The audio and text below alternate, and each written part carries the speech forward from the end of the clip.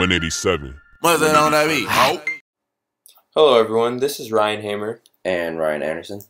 and today we have two pieces to talk to you about. The first piece is the Lascaux cave paintings. Okay, Ryan, where are these cave paintings located? They're located in southwestern France. Okay. I've always heard about these cave paintings. I've never understood why they're so significant. They're significant because they were done nearly 20,000 years ago, and for how ancient they are, they display some pretty advanced techniques. Oh, okay. So can you give us an example of some of these techniques? Yeah. So for the specific picture we chose, the bull we have here, you notice how they have the back legs behind the front legs. They show some perspective and depth, which is really advanced for 20,000 years ago. The fact that they were able to draw so well shows that art was pretty important to them. It's possible that it was one of the best ways they had to express themselves religiously and spiritually, because we don't really know why exactly they did art. The cave contains nearly 2,000 figures, and most of them are horses and other large animals.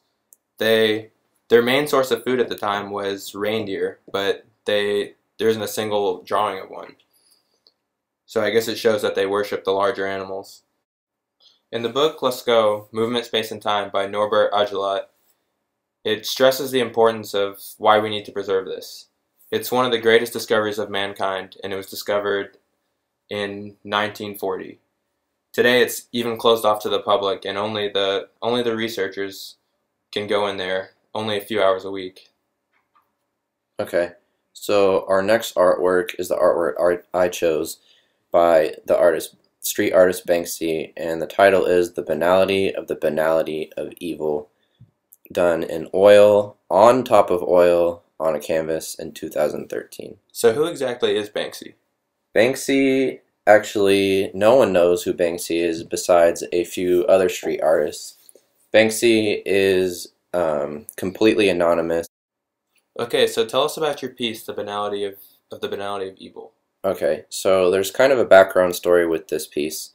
Banksy actually went into a thrift store and purchased this painting and took it back and did his own painting over the top, and he added in that Nazi soldier sitting on the bench.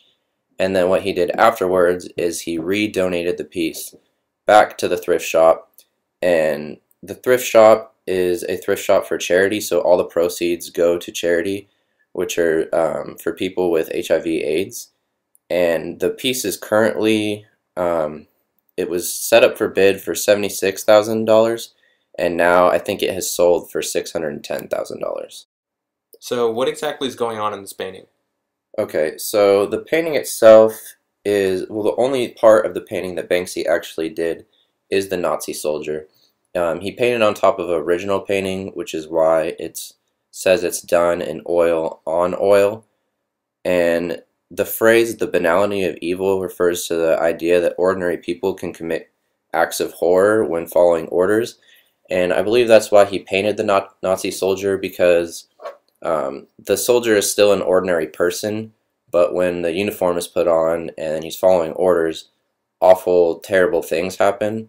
And I think he's poking fun at this by calling it the banality of evil, because it's just the Nazi soldier sitting there. There's no action taking place or anything, but he's sitting in a mundane landscape, looking out at the scenery as if he's a normal person, even though he still has his uniform on.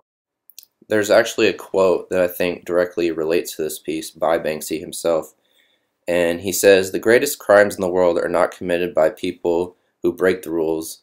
It's the people who follow orders who drop bombs and massacre villages." That's a really good quote, and it puts a lot of things into perspective. Well, I think that's all the time we have. This has been Ryan Anderson. And Ryan Hamer. And we are closing out.